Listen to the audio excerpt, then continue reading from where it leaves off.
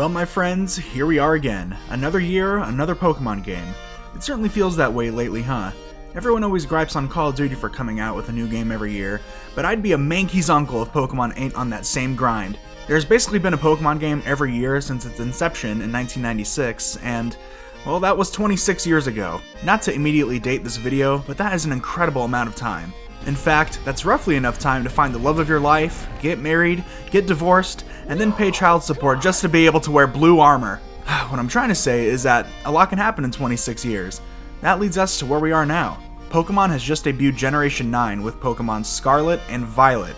And boy, was I not looking forward to it. Not that I didn't want a new Pokemon game or anything, but look, I've been buying one, sometimes two Pokemon games per year. So at this point, it's like, you know I'm gonna get it. I'm just not that excited for it. But still, I did buy Pokemon Scarlet version on day one, and what I was met with pretty shocked me.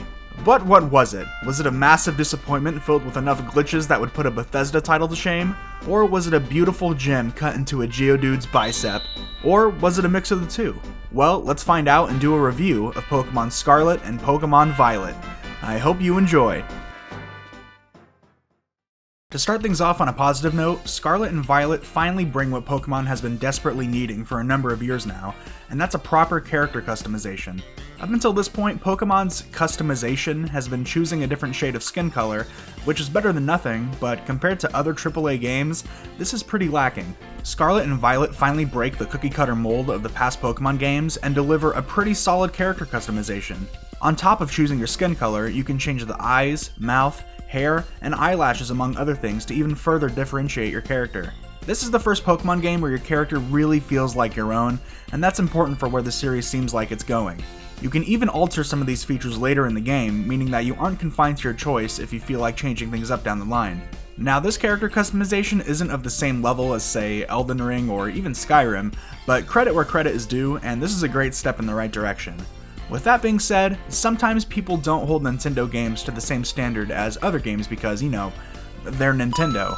I mean, they make incredible games, but as a consumer and huge fan, myself and others alike just want their games to be the best they can be. So it's our responsibility to speak up when they make strides or missteps alike. Right out of the gate, Scarlet and Violet impresses with this one little feature, but at the same time, one of the game's biggest flaws is shown as well. Pokemon has traditionally been a very silent game. Aside from the Pokemon themselves, the characters don't make noises or even talk. This is not one of the Pokemon staples that I expect to be carried over from game to game, especially now. I'm jumping ahead a little bit here, but the narrative of Scarlet and Violet is so good that the absence of voice acting hurts it and the game as a whole. It's a sentiment that's pretty popular online right now when criticizing this game, but it's a sentiment that's not unfounded. Its omission from this game is more confusing than anything. Pokemon as a series is ripe for this sort of storytelling, especially in this game where the new characters are very expressive and charming. That all comes through with just their animations and written dialogue, but having them being voiced would only elevate their characters and have them stand out even more. It's more weird when you consider that Nintendo has another series that only recently added voice acting to pretty much universal praise. For years, the Legend of Zelda series, very similarly to Pokemon, had no voice acting. It was with Breath of the Wild that came out in 2017 where the characters of the Zelda series were given a breath of fresh air. So it's not like this is some foreign concept to Nintendo. They can definitely do it, and I hope they do, because the later cutscenes at points seem to scream how better they would be if they had voice acting. Like the gym battle with Rhyme. As her name suggests, Rhyme is a ghost-type gym leader who is also the region's most famous rapper. Game Freak could have made a sick song or something from her interaction to really make her stand out, but instead I'm forced to read her text in my stupid white boy voice where I can only respond like Napoleon Dynamite. Yes. These 2 points that I just brought up stand out from the very beginning of the game and set the stage perfectly for what's to come. It seems that the running theme for Scarlet and Violet is that they will do something innovative for the series, while at the same time take away or miss something that is integral to its success, and just seems weird how it's not there. However, now that the precedent is set, let's move forward. As many people know, this is Pokemon's first venture into an open world. Now, full disclosure, I did not play Legends Arceus, so I can't really compare to that game.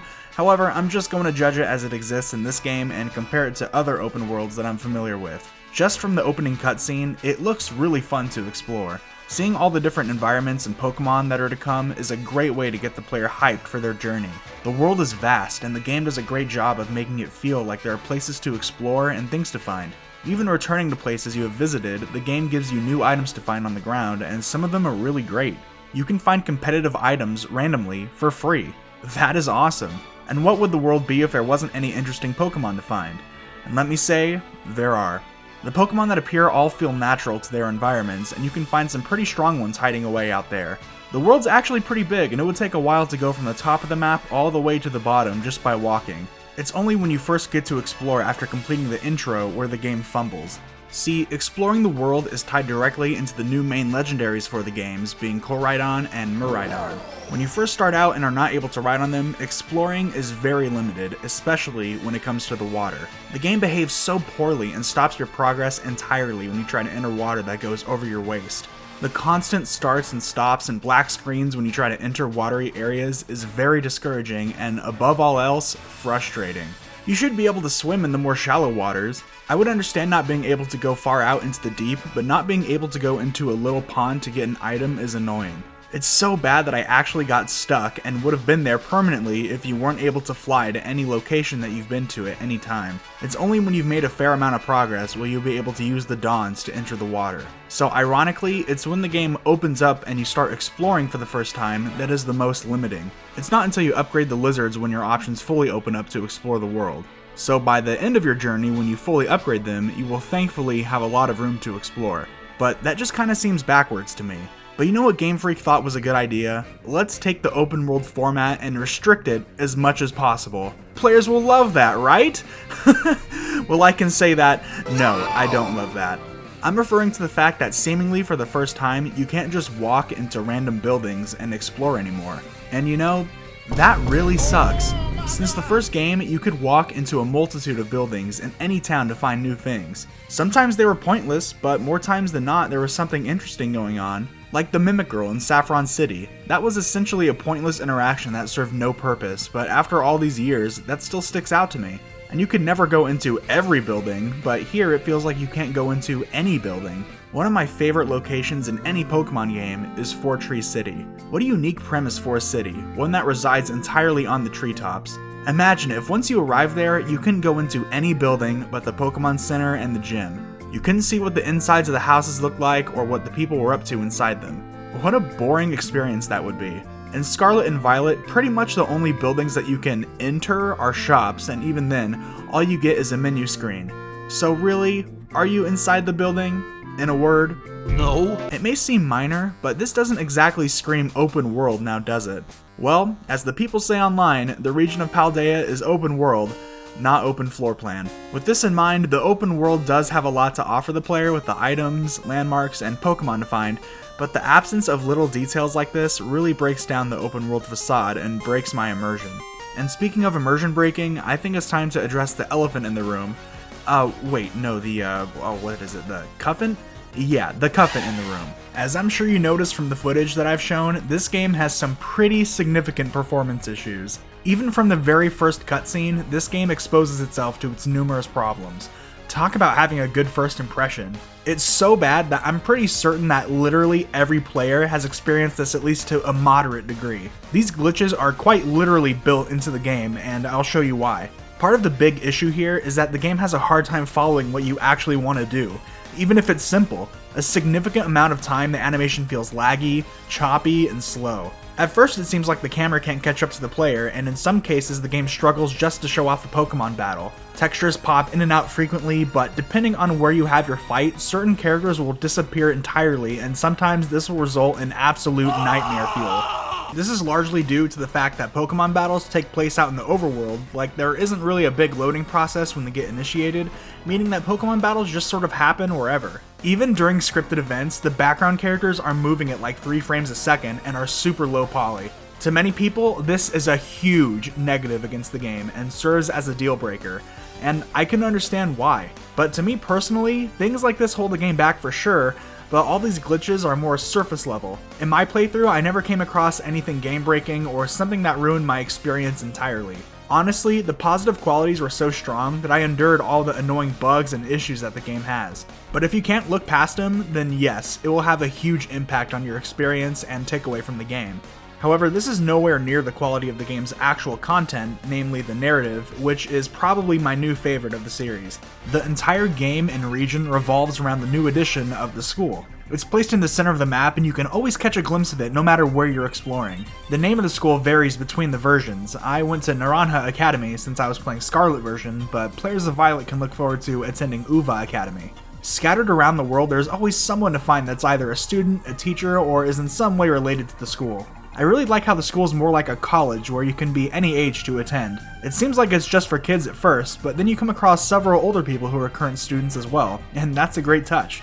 It's here at the Academy where the game sends you on 3 separate quests that take up the majority of the game. The first quest is Victory Road, where you can tackle 8 gyms scattered across the region. This is the basic formula that the majority of Pokemon games have followed, and if you've ever played Pokemon before, this will feel the most familiar to you. And yes, the Elite Four returns as well to serve as one final test of your abilities. The second quest is Path of Legends. Here you fight these huge boss Pokemon that are hiding away in the various environments across Paldea. Each one is guarding a Herba Mystica, which is a special ingredient that ties into some of the new features in these games. They feel like big bosses and resemble the Dynamax rays from Sword and Shield. The third quest is Starfall Street, where you tackle the game's new team, appropriately named Team Star. And that's a lot of stuff to do, and depending on how much you want to explore and get a feel for the world, it can take a long time. However, it's safe to say that these quests would be nothing if it weren't for the characters. Pokemon is filled with tons of characters, and they all range from being philosophical visionaries to being annoying little shits who you just want to punch in the face.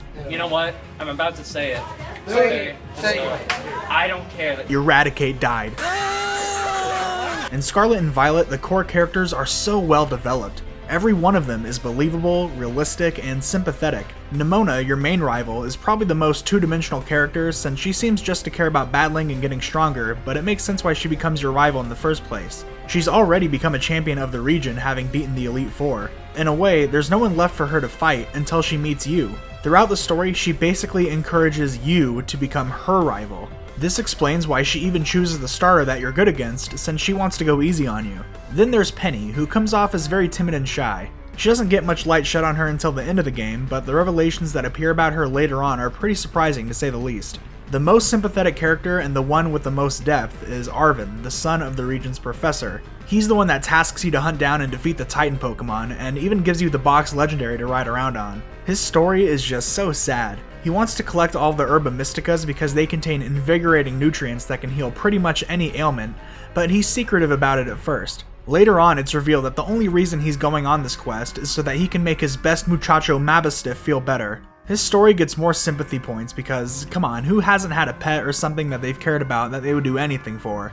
Arven and Mabastiff's story made me prioritize the Titan Pokemon because I wanted to see how their story would unfold. It's very cute seeing Mabastiff change and get better little by little after he eats every Herba Mystica. At the end of his quest, I even thought that his Pokemon died in the end. The screen fades to black and stays there for a good minute, and I totally thought that this was going to be the first on-screen Pokemon death in the main games. But no, Pokemon would never do that. On screen anyways. But the interesting characters aren't tied to just the main 3. There are great characters all over the place. It seems like each one has some fun quirk or personality trait, like Miss Reifert for example. She's the school's history teacher, and I was surprised that while taking her midterm, she threw in a freebie question just for the heck of it. That's super relatable and realistic. I mean, how many of us have had a teacher that's done that? You can even find your teachers outside of class around the school and chat with them to get to know them better. It's fun learning about what kind of people these characters are and just what makes them tick. It really reminds me of Fire Emblem Three Houses in that regard. And then there's Larry. Oh, Larry. He's one of the gym leaders that you have to fight, and he fits the title of the normal type gym leader perfectly. He's just a regular dude. He has the personality of a glass of room temperature water, but he is so funny.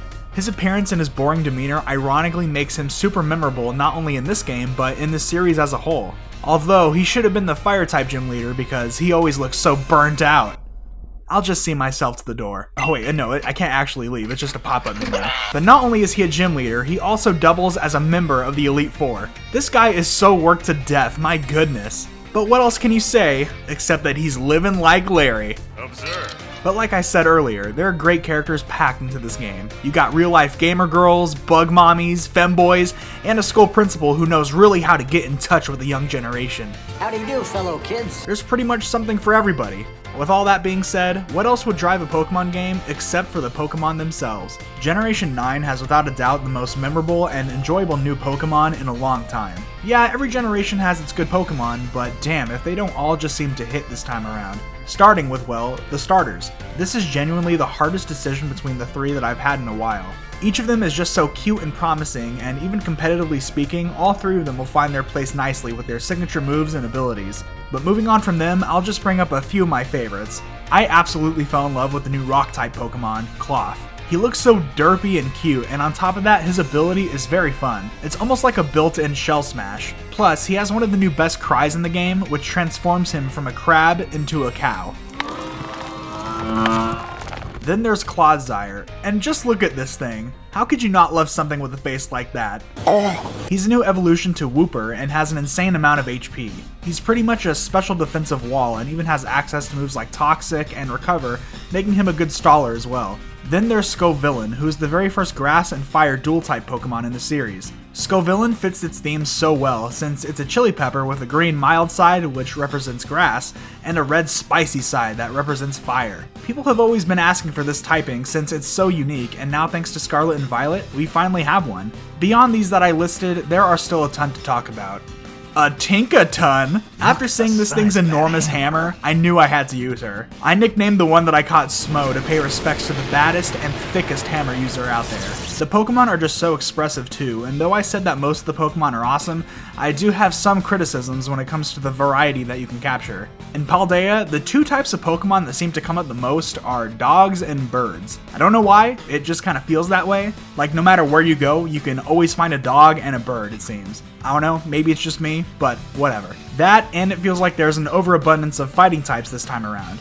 These are minor complaints though when you consider the amount of fun and unique Pokemon that there are to choose from. Since we're talking about the Pokemon, I might as well mention the game's new gimmick, which is terastallizing. This is my personal favorite new gimmick since Megas, and the concept is super easy to understand, but you can dive into the inner workings to make your strategy more complex. Essentially, all it does is change your Pokemon's type into a new one. Having Pokemon with types that they've never had before can give certain Pokemon new roles, offenses, and defenses. This new mechanic has a lot of fun potential, and can totally turn the tide of a battle in an interesting way. Now I want to deviate from the Pokemon to the game's featured team, Team Star. Team Star is one of the most interesting enemy teams because they are the antithesis of what enemy teams have traditionally been, meaning that in Scarlet and Violet, the bad guys are not the bad guys. This ties back into the narrative, but the story of Team Star goes as this. Team Star is made up of various students that go to the school. The player is tasked to take down Team Star's bases by the director because they have a notorious reputation for bullying. Their presence around the academy is established immediately when you have to fight their grunts before entering. Throughout the quest, you get to battle and learn about the team through their various bosses. After defeating every boss, each one of them will share some new history about the team and how it formed. This is where it's explained that Team Star's reputation for bullying is a little inaccurate. See, Team Star was formed by a group who were themselves being constantly bullied. So the group got together and created a sort of new clique, being Team Star. Together they called out the bullies and were going to stand up to them, but when they confronted them, the bullies ran away and scattered. But people took this as Team Star being bullies themselves. Thus, the misconception began. I think it's funny how Pokemon can only take this idea so far because bullying is pretty realistic and a serious topic. Like, Team Star was gonna have this huge battle to the death with the bullies, but then I guess they looked so crazy that the bully just ran away. That'd be like if the army of Mordor rolled up on Gondor and saw a crazy steward plummeting down to them on fire, and then just decided to leave because that's the craziest shit they've ever seen. But I mean, if I was at school and a girl who was dressed like this wanted to fight me, I would nope the f out too. Nah, you can take the W, I'm good. Throughout playing the game, the direction of the story became more clear. I kept waiting for something world-changing to happen. In the past Pokemon games, the bad guys had these grand visions of controlling space and time or completely covering the planet with only water or land. You know, typical bad guy stuff. But here, everything seems so lesser scale and simple, and I mean that in a good way. I guess you can say that Scarlet and Violet feel very slice of life. This is reinforced by all the game's themes. Going to school, bullying, and helping a friend through a tough time, while all important, are also very mundane topics. Scarlet and Violet also take the standard Pokemon formula, but tweak it ever so slightly, Enough for it to stay familiar, but also enough for it to feel exciting and new. There are gyms, but there isn't a set path for you to follow. You have a rival, but you're more so her rival. There's an evil team, but they aren't actually evil. There's a professor, but they don't give you your starter Pokemon at the beginning, and you don't really meet them until the very end. Actually, the professor is the closest thing that these games have to an actual antagonist, but I've already spoiled enough, so I'll leave that up to you to find out why. I just find it a shame that the game has turned so many people away with its terrible performance and downright annoying bugs that they won't be able to see where Scarlet and Violet shine. And you know what? That's not their fault. This is why it's so important for Nintendo, who has one of the most popular franchises on the planet, to do everything in their power to make sure that their games, at the bare minimum, function decently. If it's so bad that Scarlet and Violet are pushed to some people's worst Pokemon games of all time, not even days after its release, you got a problem. Still, to me personally, these games feel very refreshing to play, and I like the direction that Pokemon is going moving forward. With the stuff that works anyways. At the very beginning of the game, Director Clavel says that no matter how much the times may change, the wonder of meeting new Pokemon never does. However, in its current state, Pokemon Scarlet and Violet contain qualities that come off as both charming and repulsive, leaving it up to the players to decide which ones to lean on most. Well, that does it for the video. There's still a lot of things left to talk about, both good and bad, that I didn't cover. Mainly the co-op multiplayer because, you know, I don't have any friends. So let me know in the comments either what you liked about these games or what you didn't like. I'd be super interested to know, and I always read all the comments. Also, I just want to say thank you so much for making it all the way until the end, especially if you disagreed with what I had to say. If you did enjoy me for some reason, consider subscribing. I would love to have you as a regular viewer for my future videos. Whether it's liking, disliking, commenting, or subscribing, you don't have to do any of those things. But what you do have to do is have a nice day. Thank you, and I'll see you all next time. Adios!